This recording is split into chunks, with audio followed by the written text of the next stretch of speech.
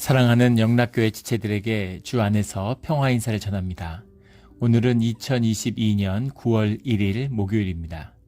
오늘의 묵상 본문은 욥기 29장 1절로 25절까지의 말씀입니다. 오늘 본문 말씀 29장 1절부터의 말씀은 이렇게 시작합니다.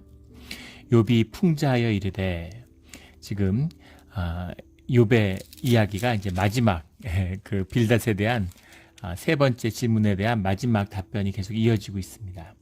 풍자하여 이르되 할 때 풍자라는 건 우리 27장 1절에 나왔던 것이죠. 메샬로브라고 하는 말인데, 잠언, 격언, 이런 것, 경언적인 이야기다. 잠언, 바늘잠자라고 그랬죠. 그런 가슴에 새길 수 있는 그런 이야기다. 그런 형식의 이야기, 잠언의 형식을 취한 그런 이야기다. 이런 말이죠. 나는 지난 세월과 하나님이 나를 보호하시던 때가 다시 오기를 원하노라. 주님이 보호하시던 때라는 건 주님이 지켜주시던 때라는 거죠.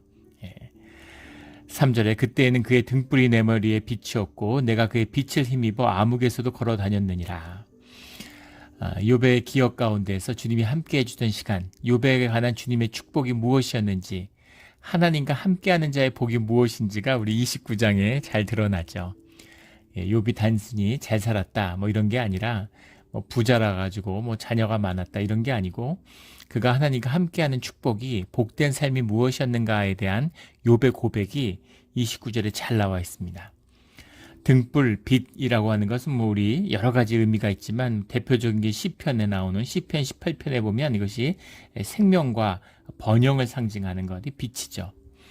그 다음에 우리 너무나 잘 아는 계시록의 21장, 22장 이런 데 보면 빛은 그 등불 이런 것 하나님의 임재를 상징하는 것이죠. 또 시편의 119편에 가면 주님의 말씀을 의미하는 것이 빛입니다. 이 등불이죠. 우리를 밝혀주는, 우리를 인도하여 주는 것, 이게 등불과 빛입니다. 등불과 빛은 어둠 가운데서 빛을 발하는 것이죠. 빛을 발합니다.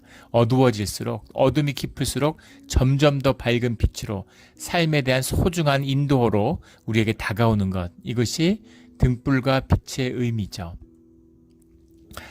그래서 주님의 임재와 말씀의 비밀입니다. 주님이 공중의 권세 잡은 자들, 마귀가 지배하는 세상 가운데 우리를 보내시는 뜻이죠. 어둠 가운데 등불을 주시는 겁니다. 그래서 어두울수록, 지금 세상에 말세라고 난리예요. 세상이 뒤숭숭합니다. 이전에 한 번도 경험해보지 못했던, 경제적으로도 자연적으로도 사회적으로도 정치적으로도 어떤 의미에서도 종교적으로도 세상에 아무도 경험해보지 못했던 그런 세상으로 들어가고 있어요. 환란이 끊이지 않습니다. 환란이 끊이지 않아요. 세상이 난리잖아요. 무슨 라인강이 말라서 배가 못 다니고, 캘리포니아는 1200년 만에 지금 가뭄이 와가지고 1000년에 한 번 있을까 말까 한 가뭄이 와서 지금 비가 오지 않습니다. 그런데 데스밸리에 홍수가 났다는 거 아니에요? 라스베가스에 홍수가 나고, 있을 수 없는 여름에 사막지대에 비가 와가지고 홍수가 지는, 이런 정말 우리 주변에 봐도 있을 수 없는 이런 세상을 살고 있습니다. 중국에는 얼마 전에는 홍수 나서 난리더니 지금 엄청난 가뭄이 왔죠. 근데 중국에 가뭄이 오면 큰 지진이 온다는 이야기들이 옛날부터 있습니다. 그래서 공포에 떠는 거죠, 지금 가뭄이 문제가 아니라 큰 지진이 온, 과학적으로도 아주 일리가 없는 이야기는 아니라고 그래요. 큰 지진이 오기 전에는 그런 가뭄이 온답니다. 그래서 다들 두려움에 떨고 있어요. 세상이 어수선한 거죠. 전쟁이 나고.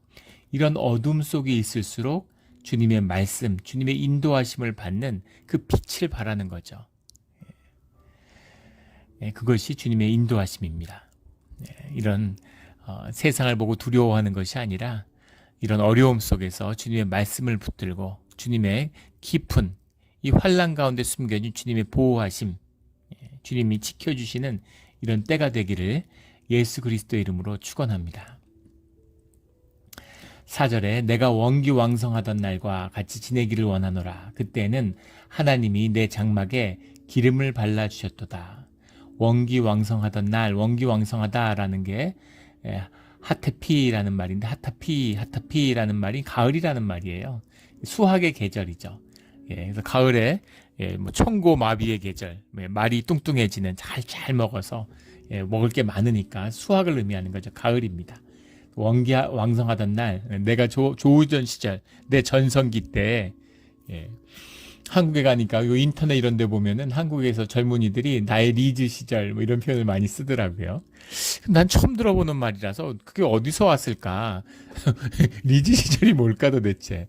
그 어원을 좀 찾아보니까 재밌게도 한국에 이제 아마 그 영국 축구를 좋아하게 되는 영국 EPL, 잉글랜드 프리미어리그 거기에 이제 리즈 유나이티드라는 팀이 있죠. 2부에 전전하다가 이제 금년에 다시 1부 리그로 올라왔다 그래요. 영국의 13부 리그까지 뭐 17부 리그 뭐 그렇게 있는데 4부 리그까지가 이제 프로 리그죠. 근데 그 리즈 유나이티드가 그 2000년대 초반에 제가 영국에 이제 유학하고 그런 시절만 해도 리즈가 괜찮았습니다. 우승하고 이런 팀은 아니었지만 아주 인기를 독차지하고 난리던 팀이었어요. 근데 팀이 극적으로 몰락해가지고 계속 2부 리그에 전전하다가 이제 금년에 다시 1부 리그로 올라왔다는 얘기를 들었는데 옛날에 좋았던 시절 그걸 믿지 못할 퇴락과 또 생각 못할 좋은 시절이 있었다 이제 이런 거죠. 그걸 리즈 시절 이렇게 얘기하는 거예요. 요즘 표현으로 하면 이 하타피라고 하는 말은 이제 리즈 시절 이걸 얘기하는 거죠. 수학의 시절, 가을의 때, 내가 정말 좋았던 때 그때 얘기하는 겁니다. 그런 날과 같이 지내기를 원한 그런 날로 다시 돌아갔으면 그때 정말 좋았는데 그런 거죠. 그때는 하나님이 내 장막에 기름을 발라주셨도다. 완전히 의역이에요. 장막에 기름을 발라주셨도다. 이게 무슨 말일까? 그래서 찾아보니까 완전히 이제 의역을 했는데, 버소우드, 엘로아, 알레, 하울리, 아홀리 이런 말입니다. 버소우드라는 건 이제 버라는 게 웬이죠. 어느 때 소우드라는 게 이제 친구, 프렌드, 또 프렌드십, 우정 이런 걸 말하는 게 소우드입니다. 엘로아라는 건 우리가 잘 아는 여호와 하나님을 말하는 거고 알레라는 건 오버 이런 거죠. 아홀리라는 건 이제 텐트 우리가 잘 아는 마이 텐트입니다. 그 장막을 얘기하는 거죠. 그때는 내 친구 하나님이 내 집에 함께 계셨는데 또는 그때는 하나님의 우정이 나의 장래 내 집에 넘쳤는데 이렇게 말하는 것이 맞겠죠. 이걸 의역했어요. 하나님이 내 장막에 기름을 발라주셨도다. 이렇게 해석을 했는데 뭐 의미는 통하죠. 그때는 주님이 나랑 함께 계셨어. 그때는 우리 집에 주님이 함께 머무셨는데 이런 이야기입니다. 가슴이 찡한 이야기죠. 주님이 함께 머무르면 천막을 치고 살아도 물론 여기 나오는 장막은 그런 의미는 아니지만 산에 천막을 치고 살아도 거기가 천국인 겁니다. 근데 세상에 없는 무슨 궁전에 살아도 주님이 함께 하시지 않으면 지옥이에요. 그 비밀을 말씀하고 있는 거죠. 내가 정말 좋았던 시절, 그 시절은 내가 뭐 혈기가 있고 잘 살고 좋았고 이런 것도 물론 있죠. 그런데 그런 것조차도 주님이 함께 하시는 열매에 지나지 않았다라는 겁니다. 그 뿌리는 주님이 나와 함께 해주셨다라고 하는 그 고백이죠. 늘 주님과 함께 머무는 주님이 우리 집에 함께 있는 이런 우리 신앙의 길이 되기를, 자리가 되기를 주의 이름으로 축원합니다. 5절에 그때는 전능자가 아직도 나와 함께 계셨으며 그때는 전능자가 아직도 나와 함께 계셨으며 이 의미죠. 4절 그대로 받는 것이죠. 나의 젊은이들이 나를 둘러 있었으며 나의 젊은이들이라고 해석했는데 내 아라이라는 말인데 내 아이들 이런 말이죠. 내 자녀들이 그때 우리 그 집에 함께 지냈어. 좋은 시절을 의미하는 거죠.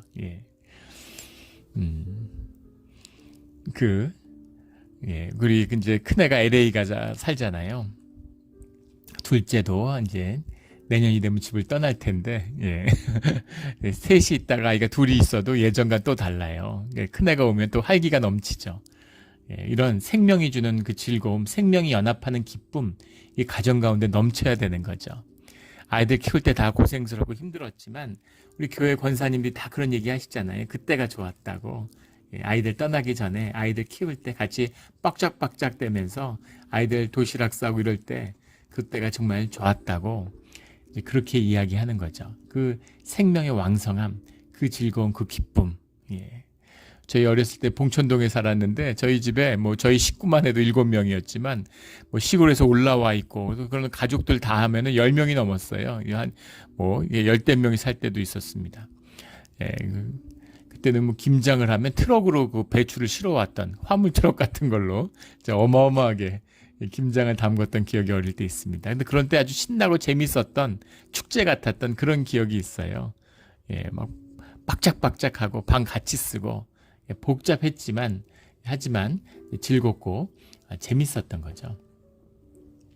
그런 삶의 기쁨, 그런 걸 이야기하는 겁니다. 근데 주님이 함께 하셨으니까 얼마나 좋았는가라는 거예요. 그 가정에 기쁨이 넘쳤을 뿐 아니라 7절에 6절에 보면 젖으로 내 발자취를 씻으며 바위가 나를 위하여 기름 시내를 쏟아냈으며 부유함을 말하는 거죠. 젖이라고 해석한 헤마흐라는 말인데 이게 버터를 의미하는 거죠. 버터는 굉장히 귀한, 그 시대엔 굉장히 귀한, 뭐 중세도 마찬가지고 버터가 흔해진 건 20세기 와서지 늘 역사적으로 버터는 늘 귀한 것이죠. 근데 그 버터로 내 발자취를 씻으며 바위가 나를 위하여 기름 시내를 쏟아내며 팔개 사멘이라는 말인데 사멘이라는 게 오일이죠. 팔개라는 게 이제 리버입니다. 기름의 강이에요. 기름도 귀한 것이죠. 기름도 귀한 것이고 버터도 귀한 것인데 그게 흔해서 넘쳐났다는 겁니다. 바위가 기름을 쏟아냈다. 이러니까 뭐 그 부유함을 그 뭐라고 얘기하겠어요. 그 중동에 있는 그 중동의 도시들, 뭐 아랍에미레이트나 이런 도시들을 보세요. 예전에 조그만 어촌 무슨 그 조개 캐고 이러던 정말 찢어지게 가난한 어촌이었는데 천연가스 막 기름이 터지니까 뭐 세계의 부국, 세계의 뭐 부를 뭐 쥐락펴락하는 그런 부자들이 됐잖아요. 그런 것처럼 그 베두인 뭐 이런 거는 예전에는 그 도둑의 상징이었죠. 뭐 먹을 게 없으니까 이제 말 타고 여행객들을 터는 그런 사람들이었는데 그런 사람들이 다 세계의 뭐 귀족이 다 된 거죠. 돈을 쓴 그 기름이 만들어낸 역사죠. 하물며 바위가 기름을 쏟아낼 때 어땠겠습니까? 주체할 수 없는 엄청난 부귀영화, 부유함 이런 걸 이야기하는 겁니다. 물질적인 풍요로움이죠. 이것도 주님이 허락하신 축복이었다는 겁니다. 이게 자꾸 이제 어떤 그 리버럴한 신학이 나오다 보니까 이 하나님이 주시는 것은 어떤 심령과 정신적인 위로지 물질의 풍요가 아니다. 이런 식으로 이제 많이들 말씀하세요. 물질의 풍요만은 아닌 거죠. 또 물질의 풍요가 마치 삶의 축복의 전부인 것처럼 그거는 이제 주님하고 아무 상관이 없는 거죠. 현상에 속한 자들입니다. 그것도 거짓이죠. 하지만 또 마음의 위로만 주시는 것도 거짓이에요. 성경을 보면 둘 다 주십니다. 하늘의 축복과 땅의 축복을 겸하여 누리는 것이 주님이 우리에게 허락하시는 축복이에요. 기독교는 뭐 기복신앙이 아니라고, 기복신앙만은 아니지만 주님이 주시는 축복을 거절할 자가 누가 있겠습니까? 자녀에 대한 축복을 외면할 수 있는 자가 누가 있겠어요? 그래서 우리가 복을 받으면 감사하고 또 복을 받고 싶은 거죠. 우리의 솔직한 마음이잖아요. 이런 걸 속이는 게 종교죠. 속으로는 돈을 좋아하면서 겉으로는 돈하고 담을 쌓는 것처럼, 배척하는 것처럼. 이게 더러운 종교의 이원성입니다. 자연스러워야죠. 하늘의 축복과 땅의 축복을 우리가 다 원합니다. 둘 다 있어야 되고 또 둘이 연결되어 있는 것이기도 하죠. 하늘의 축복이 없는데 땅의 축복이 있다는 건 축복처럼 보이지만 저주예요. 다스릴 능력이 없는데 돈이 있으면 저주가 되는 겁니다. 세상의 축복이 무슨 로또같이 얘기하잖아요. 사람들이 진정으로 기대하는 물질의 축복은 로또 같은 거죠. 돈벼락을 맞는 거죠. 그런데 그 통계에 보면 미국에서 5천만 불 이상 로또가 슈퍼로또에 당첨된 사람들, 미국은 그 경제 규모가 커서 그런지 로또도 어마어마하잖아요. 막 조가 넘는, 빌리언이 넘는 그런 당첨자가 나오죠. 그런 사람들 한 150여 명이 있는데 그 사람들이 5년 뒤에 어떻게 됐는가를 낸 통계를 봤어요. 다 이혼하고, 다 뭐 마약하고 망하고 재산을 지킨 사람이 아무도 없습니다. 돈이 수백억 수천억이 있는데 그거를 어떻게 다 그렇게 다 썼을까요? 참 신기하죠. 그리고 다 뭐 숨어 다니고 뭐 살해 위협에 시달리고 뭐 다 마약하고 완전히 삶이 풍지박산 나가지고 더 비참해지는. 돈만 있으면 아무 문제 없을 것 같은데 돈이 있으니까 삶이 완전히 지옥으로 바뀐 거죠.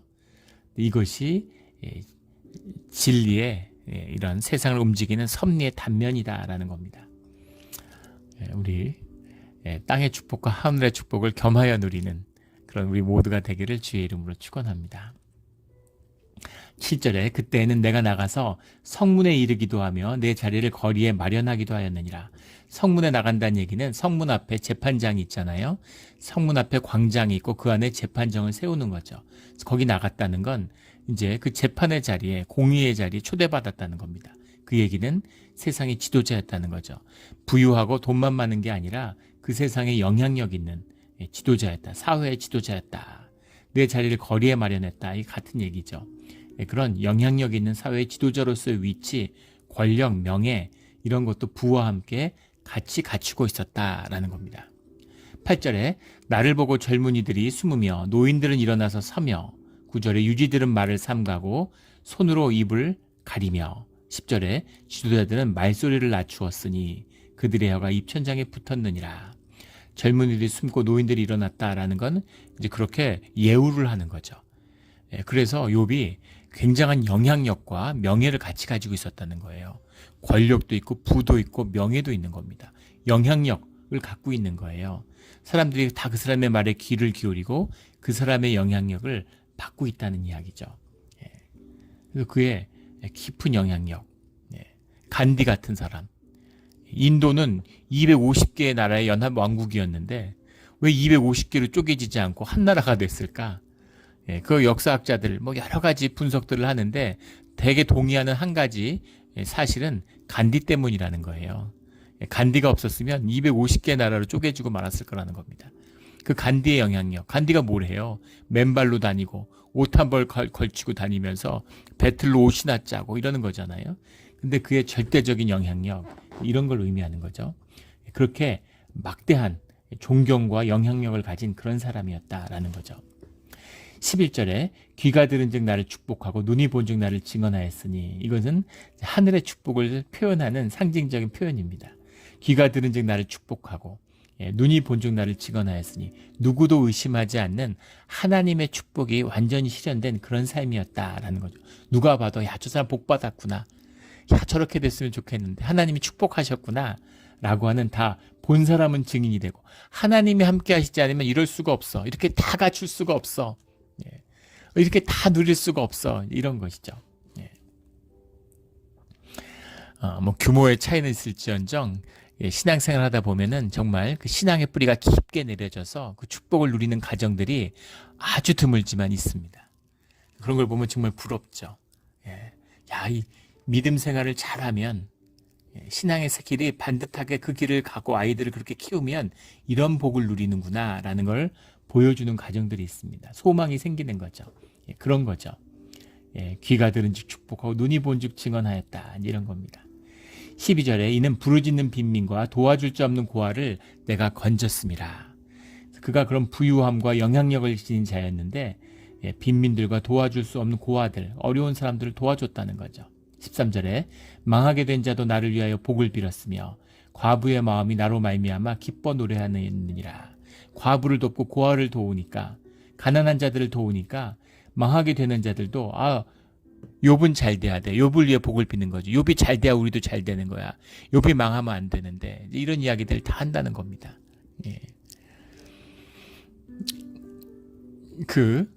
한국의 이제 미술계가 위기라는 얘기를 들었어요. 또 한국의 동계 스포츠 강국이잖아요, 한국이. 근데 동계 스포츠가 지난번 동계올림픽에서 흔들렸죠. 올림픽에서도 시원찮았습니다. 왜 그럴까? 한국 스포츠가 왜 쇠퇴했을까? 이에 대한 여러 논란들과 그걸 분석하는 그런 기사를 봤는데 그게 한국의 한 재벌 회장의 죽음과 관련돼 있다는 거예요. 그 회장이 살아서 굉장히 미술 애호가였다는 겁니다. 그래서 엄청난 그 자신의 미술에 수집한 그 컬렉션을 그 국가에 이제 기부하기도 하고. 근데 그게 뭐 세계적인 유래를 찾아보기 힘든 어마어마한 규모라 그러죠. 그리고 동계 스포츠를 위해서 또 올림픽 그런 걸 위해서 하계 스포츠, 동계 스포츠를 위해서 돈을 아낌없이 썼다는 거예요. 어마어마한 돈을 계속 써왔다는 겁니다. 거기에 힘입어서 우리나라 동계 스포츠가 꽃을 피웠는데 이제 그분이 돌아가시고 나니까 이제 그런 후원이 없어가지고 어렵다는 거예요. 미술계, 음악계, 무슨 체육계 다 어렵다는 겁니다. 한 명의 영향력이라는 게 이렇게 클 수가 있을까? 국가 전체에 예체능에 이런 영향을 끼칠 수 있다는 거 놀라운 일이죠. 그런 영향력을 가졌다는 겁니다. 그분이 더 오래 사셨어야 되는데 그런 얘기들 한다는 거야. 10년만 젊어서 뭐 70대였지만 너무 이제 요즘 생각에 한 10년, 20년 더 살았으면 얼마나 좋았을까 이제 이런 이야기들을 한다는 거죠. 그런 이야기입니다. 가난한 자들이 욥이 있었으면 과부들이 고아들이 그 욥 어르신만 있었으면 그러면 이 문제를 해결했을 텐데 우리가 도움을 받았을 텐데 이런 기대와 복을 비는 마음들이 가득했다라는 거죠. 14절에 내가 의를 옷을 삼아 입었으며 나의 정의는 겉옷과 모자 같았느니라. 14절에 이 말씀이 이 모든 앞에 나오는 복을 상징적으로 이야기하는 거죠. 의를 옷으로 삼아 입었다. 주님이 함께 하시는 의롭다 하심을 주님으로부터 입는 자였다라는 거죠. 그 표현이 나의 정의는 겉옷과 모자 같았느니라. 모자라는 게 차니프라는 말인데 이것이 차라프라는 말에서 왔죠. 차라프라는 말이 이제 와인드업, 감는다라는 뜻입니다. 차니프라는 말을 우리가 성경에 여기저기서 많이 봤어요. 많이 나눈 적이 있습니다. 기억하시는 분이 있을지 모르겠어요. 이 제사장이 쓰는 모자입니다. 정확히는 두건이죠. 관이라 그러죠. 관. 면류관이라는 말도 이제 여기서 온 것입니다. 제사장이 쓰는 관, 왕이 쓰는 왕관 이런 거예요. 그래서 이것이 단순한 모자라고 그러는 모자 아무나 쓰죠. 요즘에 모자 뭐 누구나 쓰는 거지만 그런 게 아니라 의관이라고 그러잖아요. 예전에 모자와 우리 조선시대 같은 경우 참 재밌어요. 이 예루살렘하고 한국은 참 비슷한 특징이 있습니다. 그 관의 크기, 어떤 모자를 쓰느냐가 그 사람이 누군가, 그 사람의 신분을 상징하는 거죠. 그런 것처럼 모자가 그걸 상징하는 거예요. 그래서 대제사장과 왕이 쓰는 그런 겉옷과 그 관을 썼다는 겁니다. 그러니까 그가 왕과 같은 제사장인 거죠. 그런 절대적인 영향력, 하나님이 함께 하시는 권위, 명예, 부 이걸 다 누렸다는 겁니다. 15절에 나는 맹인의 눈도 되고 다리 저는 사람의 발도 되고 이게 기가 막힌 표현이죠. 맹인의 눈도 되고 다리 저는 사람의 발도 되고 필요한 사람들의 아픔을 채워주었다는 거예요. 그런데 이 맹인과 다리 저는 사람들은 레위기 21장에 부정한 사람 18절인가 그렇죠. 부정한 사람의 을 표현하는 부정한 자들이에요. 부정한 자들이라는 의미는 뭐냐면 맹인을 가까이 하지 않는 겁니다. 예수님이 오셔서 맹인과 다리 저는 사람들, 걷지 못하는 자들과 함께 해주셨죠. 진짜 하나님을 살아있는 하나님의 공의와 함께하는 자의 모습인 거죠.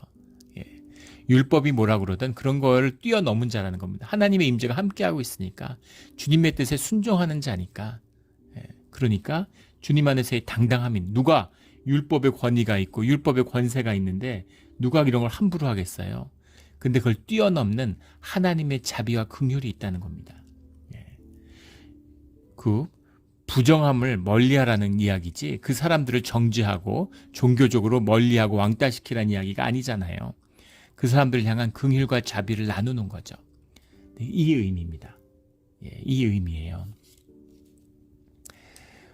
한국에 그런 요즘은 뭐 예전에 한번 보니까 무슨 그런 성소수자들, 게이들 이런 사람들이 퍼레이드를 해요. 서울시가 예전에 그 무슨 샌프란시스코하고 협약을 맺어가지고 뭐 그걸 유치해서 한다고 뭐 할 게 없어가지고 그런 걸 협의해서 협력을 합니까? 참 기가 막힌 세태죠. 한국에 있을 때 한 외교관으로 이제 그 일하고 있는 집사님이 만났어요. 그분이 이제 와서 말씀하시는데 지금 그 주한 미 대사도 성소수자라고 그러죠. 그래서 대사관에 무지개 깃발을 걸고 그런 걸 후원하고 한국이 그런 거에 대해서 개방적이지 않다고 압력을 넣는다는 거예요. 그분이 이제 신실한 크리스찬이니까 참 개탄스러워 하더라고요. 그런데 지금 무슨 얘기를 하려는 거냐면 우리가 크리스찬이고 주님의 창조의 섭리를 따르는 자들로서 그런 동성애 같은 거를 좋게 보지 않죠. 그러나 그것과 성수자 퍼레이드를 서울에서 하는데 막 크리스찬이라고 하면서 와가지고 거기다가 막 그 욕을 하고 막 야유를 하고 막 뭐 집어 던지고 뿌리고 막 이런 분들이 있어요. 그거는 기독교의 정신과 아무 관련이 없는 겁니다. 그분들이 크리스찬인지 진짜 의심스러웠어요. 어떤 가르침에 참 그걸 보면서 참 너무 답답하고 어떻게 저럴 수가 있나 이런 생각이 들었습니다. 부정한 것을 멀리하라는 것은 자신의 삶을 경건 가운데 주님 안에서 지키라는 뜻이죠. 그거는 주님과 함께하는 비밀이 있기 때문이에요. 진짜는 주님과 함께하는 것입니다. 그런데 껍데기만 붙잡고 본질을 잃어버린 거죠. 종교잖아요. 쇠퇴하는 거죠. 이원화되고. 그러니까 마귀들이 하는 짓을 하는 거예요. 세상의 약자를 향해서 조소하고 욕하고 폭력을 행사하는 그런 주님의 가르침이 어디에 있어요? 성경 어디에 있으며 기독교의 정신에 주님의 자비와 긍휼의 주님 가운데 어디 있습니까? 그건 공의도 아니에요. 그게 뭡니까 도대체? 이 맹인과 다리 전 사람의 발이 되어주고 눈이 되어주는 이것이 주님과 함께하는 자의 마음인 거죠. 이 깊은 임재의 비밀을 주님의 함께하시는 비밀을 붙드는 우리 신앙의 길이 되기를 주의 이름으로 축원합니다. 16절에 빈궁한 자의 아버지도 되며 내가 모르는 사람의 송사를 돌보아 주었으며, 빈궁한 자의 아버지라고 하는 것은 아부라는 말인데 우리 아버지라고 불러라 할 때가 아빠 같은 거죠. 빈궁한 자의 단순히 돕는 자가 아니라 그들을 가족처럼 돌봐서 친밀한 인격적인 관계를 의미하는 거잖아요. 아빠같이 됐다는 거예요. 아버지가 무섭고 가부장적이면 아들도 아버지를 아빠라고 하고 가까이 하지 못할 텐데 그런 가난한 자들의 아빠가 되어 주었다. 단순히 경제적으로만 도와주는 게 아니라 그 사람들의 어려움을 들어주고 그 사람과 인격적인 교제를 나누는 그런 자가 되어 주었다라는 건 기가 막힌 말씀 아닙니까? 내가 모르는 사람의 송사를 모르는 사람의 송사를 돌봐주는 사람은 없겠죠. 로 야다티라는 말인데 로라는 건 나시고 야다티 아는 사람 이런 거죠. 야다라는 게 알다라는 거예요. 그러니까 내가 일면식도 없는 사람 이런 의미가 아니라 깊이 깨달아 아는 그런 관계가 아닌 사람. 근데 이 야다티라는 야다라는 의미가 상징하는 것처럼 이방인을 얘기하는 겁니다. 내가 뭐 그 사람 알아, 이름 들어봤어, 만나봤어, 명함 받았어 이런 의미가 아니라 이스라엘의 커뮤니티에 살고 있지만 속하지 않은 자들, 우리나라나 미국으로 치면 이주 노동자들, 다문화 가정들 이런 사람들을 의미하는 거예요. 요즘 말로 하면 그런 사람들을 돌보아 주었다 이런 이야기입니다. 그렇게 긍휼과 자비를 베푸는 사람이었을 뿐만 아니라 17절에 보면 불의한 자의 턱뼈를 부수고 노획한 물건을 그 이새에서 빼내었느니라. 불의한 자를 징계하고 그들이 남들을 괴롭히는 걸 못하게 막는 자이기도 했다라는 겁니다.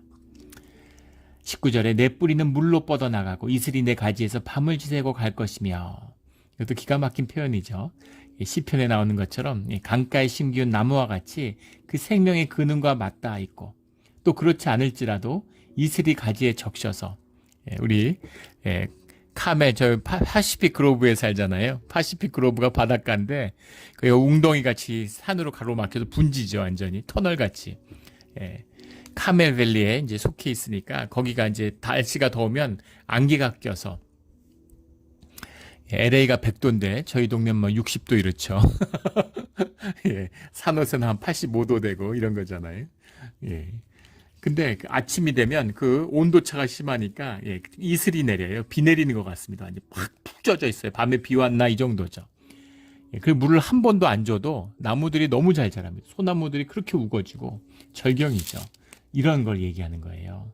은혜가 물이 닿아서 자라는 건 물론이고 이슬이 적시는 그런 축복을 누린다. 행복함이죠. 행복입니다.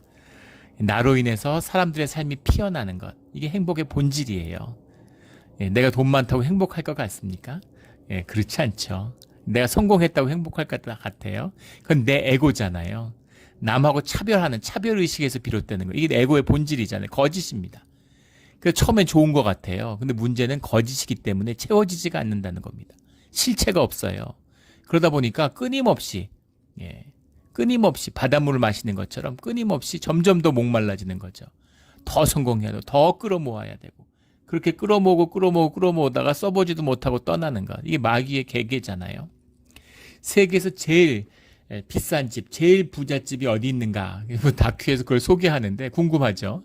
그래서 그걸 봤어요. 어디 있겠습니까? 런던이나 뭐 뉴욕에 있을까요? 샌프란시스코에 있을까요? LA에 있을까요? 어디 있을까요? 상하이에 있을까요? 뭄바이에 있더라고요. 뭄바이가 정말 세계에서 가장 큰 빈민가가 있고 가장 큰 사창가가 있고 가장 비극적인 도시 중에 하나죠. 근데 거기에 세계에서 제일 부잣집이 있어요. 건물 하나가 다 집인데 빌딩으로 써도 될 것 같은데 그 집이 뭐 빌리언 달러가 넘는 집이랍니다. 예, 들어가 보지 않아서 모르겠지만 뭐 집을 어떻게 짓고 그걸 한 가족이 어떻게 쓰는지 모르겠어요. 뭐 그런 집이 필요한지 모르겠는데 행복하겠습니까? 예. 거기 2천만 명의 빈민이 2천만 명이 주변에 굶주리고 있는데 나는 빌리언짜리 집을 지어놓고 거기 위에 살면 행복할까요? 그걸 내려다보면서 예, 정말 비참한 것이죠. 비참한 겁니다. 예. 20절에 내 영광은 내게 새로워지고 내 손에서 내 화살이 끊이지 않느라. 예, 영광이 새로워진다. 늘 주님이 함께 하시는 게 빛이 새로워지는 거죠. 화살이라는 건 매우 힘, 파워를 의미하는 거잖아요. 그게 끊이지 않았다. 예, 그런 하나님이 함께 하셨을 때 그 축복, 그걸 의미하는 거죠. 23절에 그들은 비를 기다리듯 나를 기다렸으며 봄비를 맞이하듯 입을 벌렸느니라. 깊은 관계성, 하나님과의 관계가 풀리니까 사람들하고 관계도 풀리는 거죠. 사람들이 나를 보면 기뻐하고 나로 인해서 행복해하고 그거잖아요. 아버지가 자녀들을 섬기는데 자녀들이 아버지를 기뻐하고 와이프가 남편으로 기뻐하면 세상에 그거보다 더 행복한 가장은 없는 거죠. 그 기쁨, 그 만족감이죠. 예. 목회자들을 만나봐도 마찬가지예요. 작은 교회, 힘든 교회, 개척교회를 해도 교인들하고 같이 사랑을 나누고 사랑과 긍휼과 자비와 은혜가 가득한 공동체에서 한 가족같이 아끼고 사랑하면 세상에 그거보다 행복하고 좋은 건 없는 거죠. 근데 교회가 커서 뭐 몇천 명 되는데 기관화되고 갈등이 있고 조직화되고 그 안에서 막 싸우고 소송하고 이러면은 거기서 목회자 하는 게 무슨 의미가 있습니까? 예. 죽을 맛인 거죠. 죽을 맛인 거예요. 그런 겁니다. 예. 그 관계가 깊이 풀어지는 비밀, 주님의 임재의 비밀이죠.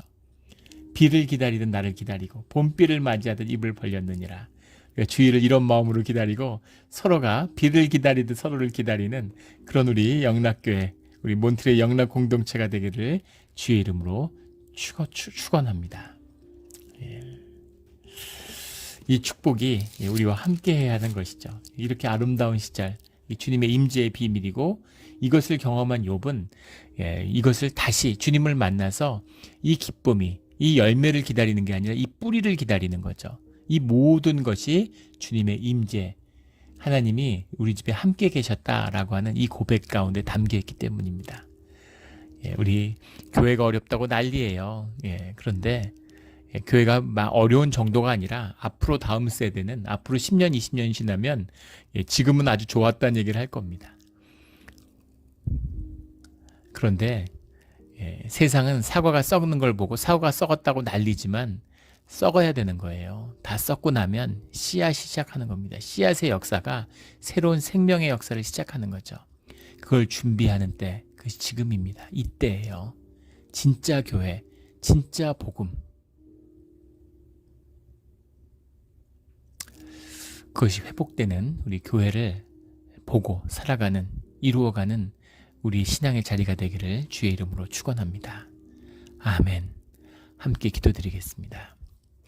하나님 아버지 감사합니다. 오늘 욥이 기억하는, 욥이 주님과 함께했던 시절의 말씀을 듣는데 이 힘들고 이 어려운 이 고난 가운데 드리는 고백이지만 이 고백만 들어도 가슴이 뛰고 그리고 마음이 따뜻해질 만큼 주님의 임재가 느껴지는 그 감사함이 있습니다. 주님이 우리의 장막에 머무시는 이 모든 것에, 이 모든 축복의 시작이 거기서 비롯되었음을 욥이 고백하는 것처럼 주님을 다시 모실 수 있는, 주님의 임재 가운데 다시 드려질 수 있는 우리의 예배, 우리의 교회가, 우리의 신앙이, 우리의 믿음이 회복되는 것을 꼭 보기를 원합니다. 주님, 다시 한번 긍휼과 은혜를 베풀어 주시옵소서. 오늘 하루를 주님께 올려드리며 감사하며 예수 그리스도 이름으로 기도드렸습니다.